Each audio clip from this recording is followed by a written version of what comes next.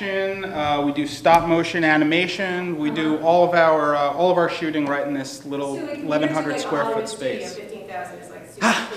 That's the craft service table. Right. Those are sandwiches for the set for the day. That's the below the line talent for the day. So this is just a green screen using that to do different things that you're going to do. Yeah, absolutely. What we can do is we can shoot what we want against the green screen. We have, kind of flexibility in our lighting. Right. As you can see, we've got very low, low quality sound, sheets everywhere. Right. And we just give it to great artists, and they can drop out backgrounds and put people, puppets, animated figures anywhere. Cool. Okay, great.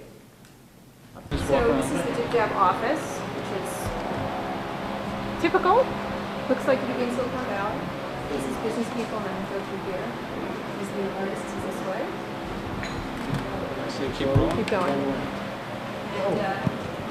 you're working on the computer on this beautiful day in Southern California. And the artist, little artist stuff. Oh, up there. You're doing puppetry up there? Let's go see the puppets. So why do you have puppets, Greg? Well, we're finding that with puppet, part of the big initiative we have underway that's starting now is to increase the volume of output that we have. And so we find with puppets, it's a lot faster turnaround on productions. Puppets don't argue with you. Puppets don't argue. We don't have to renew their contracts. And who are these puppets? Let's look at them closely. This one is underneath a. Is that a toilet plunger? Which is. That is my 99 cent puppet stand. Maybe, do you want to go up on... No, that's okay. This is great. Look at these puppets. Wow. So why are they on toilet plungers over here? Why don't you... Well, I can explain to you that part of what we do here to make sure we can afford to keep producing is to make sure we are totally budget in every... And we can get these at the 99-cent store. Okay, what so do? They don't. They just hold the puppets up so that they don't get destroyed. What's the plot of this puppet situation? Oh, well, there are all kinds of puppets. We're doing lots of different new productions. So we have lots of puppet shows, over a dozen puppet shows in development like an internet puppet show, I see. Absolutely. It's great. We use puppets on our site. We just cut them out from the newspaper and put them on a stick. Is that right? Yeah, we did a Rupert Murdoch one. Well, good storytelling puppets on a stick. We just kept putting them in front and scaring people. But we can, we can put any one of these puppets on the green screen, and then we can composite on them. So it's and what are the plots? Just different stories? Yeah, exactly. Lots of little different stories. I just like the word puppet, don't you? Puppet. It's a great word. Puppet. Yeah, puppet. Good. Very nice. You'll take me. So should I pull up? Yeah, just sit right here. You can pull up JibJab if you want. Yeah, that would be a good idea. Yeah.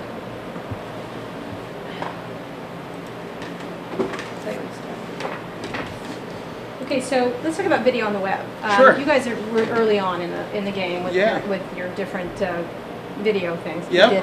What has changed? I mean, you were like 8 years ago, right? Yeah, we started 8 years ago. So do you feel like you're too early, or that people weren't getting it? I mean, because it was sort of a phenomena, but it's almost like a dancing baby phenomena. Like everybody liked it, but there was no money. Well, I think there were two things that got us into the business. Well, first of all, I was formerly in investment banking, and I was doing my MBA. My brother was an independent filmmaker. So one of the things I noticed was that the production costs of technology was falling. So my brother and his friends were making these incredible digital shorts, with $500,000 cameras. That was never before possible. I mean, there was like a capital barrier to production. Sure. And then my second year of business school, I saw a little animation streaming in over a 56K modem, and I called my brother and I said, production technologies were falling, distribution is going wide open.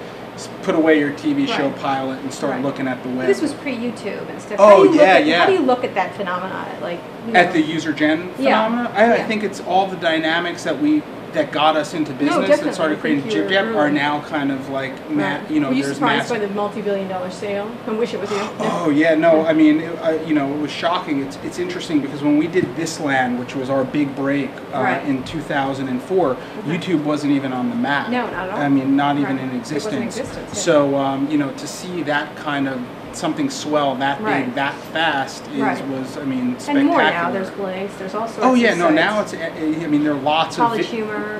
Lots of video aggregators, but also that was a big challenge for us because our business model in the past was licensing to big brands. So we've done exclusive distribution deals with Yahoo, with MSN. The challenge of giving an exclusive on something that in the event it's popular is going to wind up anywhere, everywhere anyway.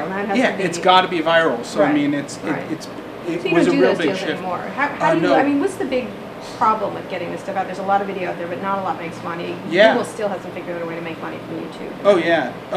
Well, in terms of getting it out there, one thing we've been really kind of maniacal about two things from the beginning. One is building our brand, making sure that when something says JibJab, it's of high quality. We think that's critical to success in doing this sort of thing. The second is kind of connecting with our base. The one thing the web gives us that you can never do in television is the ability to, as independent creators and distributors, to build a one-to-one relationship with the audience. So when we launched Thisland, we had about 130,000 members on our newsletter. On our newsletter, and now we've got 850,000 double opt-in registered members. And so when we release a new video, we have we have an instant base to go to. Do you feel threatened by user-generated content? Oh no, not at all. I mean, to me it's fantastic because when I look at YouTube, there are amazing artists out there who are actually we're able to find. We can use it as a tool for discovery.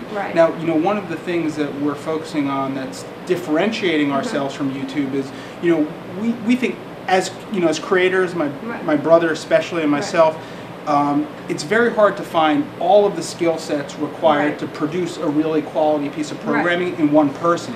But if we can identify a writer in New York, a voice person in Chicago, and an animator in San Fran and create like mini SWAT teams, we can keep production costs low enough to, and at the same time get the quality of programming we need. But your issue is getting money for that, being able to pay for it. Sponsorship way. What do you think the way that's gonna happen? Most of the user-generated content is never gonna get an ad. Oh yeah, no, I think that's our differentiation is to say, people, obviously companies, distributors love user gen because it's free. Content doesn't cost money. Well, unfortunately, you get what you pay for. With us, what we're trying to do is really create a model, this kind of distributed talent model, where we can create programming at a low enough fixed cost where, and the quality is high enough where brands are going to want to be associated with it. So who do you consider your competition at this point? I think, College Humor? I think College Humor is very, I don't think College Humor, they're very kind of demo driven. Our demo is really broad. So half our audience is over 30 and half is under 30. You probably have more women, I would guess. Yeah, we do. We have, more women than College Humor, definitely. That's all like 18 to 30-year-old guys. We're who else is producing? The big studios? Do you feel? No, I don't feel. I mean, I know a couple. I think Moonvest was saying he has a little studio full of teenagers he keeps locked in Santa Monica. And I think that's cool. I don't necessarily feel threatened by it. Not worried by the big boys. No, and I think also one of the real challenges is programming formats. A lot of people from traditional media approach this with their failed TV scripts. And it is just it's wrong. It's the wrong way to think about the medium. So we're really changing our the beginning of this year we threw out our thinking about what does programming formats mean? How do we get out of this hits business and start to generate content in volume that's niche, high quality, and relevant, because that's the key. And so the first initiative that we have is called Starring You. You can see on our website. By virtue of being able to put yourself and your friends into these movies, we kind of have that high relevance. You have user-generated, and then it's also fun to do. It's templatized. Did you ever see creating a true hit? I mean, I know you're trying to throw out hits, but do you ever see creating a hit? I mean, yours is the closest thing to a hit on the web. I don't think I can think of anything else. For us... The Mentos thing. Mentos, So for us, we've had just this July, we did our 10th premiere on The Tonight Show with Jay Leno for our new launches. So, we've been in this business of building hits, and it's a really scary business to be in. Because, it's super, super high risk. Like if you look at the top 10 videos on YouTube in a given month, you have about 3 million streams on average for those. And we've been in that, every release we're hitting those numbers. But that's the top 10 videos on YouTube. That you don't want to have to try to build a business there, because the other thing is, 3 million streams, at a $25 CPM is only $75,000. I mean, a hit in the movie business is hundreds of millions of dollars. Yeah, well, yeah, we know that. Yeah, a hit in the television business is hundreds of millions of dollars. Right. A hit on the web, in the event you could even get $25 CPMs, is 75 grand. And if you look at the production cost of producing a quality piece of entertainment, cost of producing a 30-second commercial is a few $100,000. So, you know, the risk-reward balance is way off. So for us, it's how do we, instead of creating one movie that does 5 million streams, how do we start to create, you know, 500 movies that do 10,000 streams each and make the economics work? Right. Okay, terrific. Thanks.